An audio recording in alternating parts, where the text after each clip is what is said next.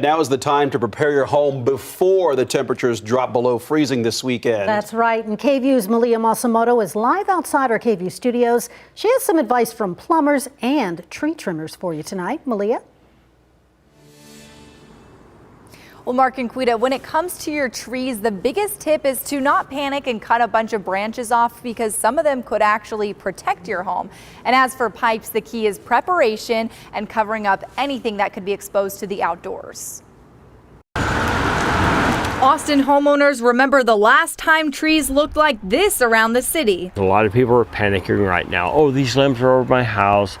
I need to get those off my house. Jerry Weathered, a seasoned arborist with Good Guys Tree Service, says now's not the time to make big changes when it comes to your landscape in case we get some ice this weekend. No amount of pruning is going to stop limbs from breaking. Many times during ice storms, he says unprofessional companies will try to take advantage of homeowners. If someone's knocking on your door saying, oh, you better do this or that before the storm hits, never trust them. He says they can end up cutting lower limbs closest to your home that actually would have protected the higher limbs from hitting your home. They're not there for the betterment or health of your trees. They're only there to make money in the moment. So he says the key is to mitigate damage after a freeze passes and proactively maintain your trees for next year. Another area to prepare ahead of time, your pipes. Shutting the water off to the property is going to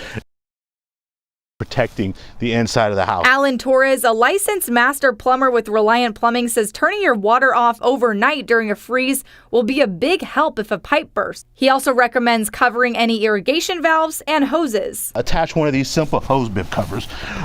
You see them all the time in the home convenience stores, but they really do go a long way and just protecting exposed piping. And of course, the classic drip from a faucet. That movement is going to allow it to not freeze.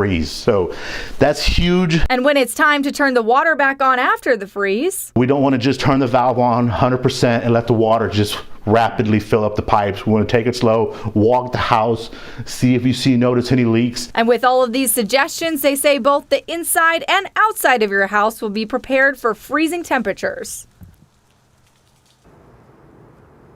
Alan told me that about 40% of the valves that they replace after a freeze are related to irrigation. So he said it's going to be a big deal to make sure those are covered up. He also told me that if you have an outdoor tankless water heater, you're going to want to make sure to turn that off and drain it overnight during the freeze.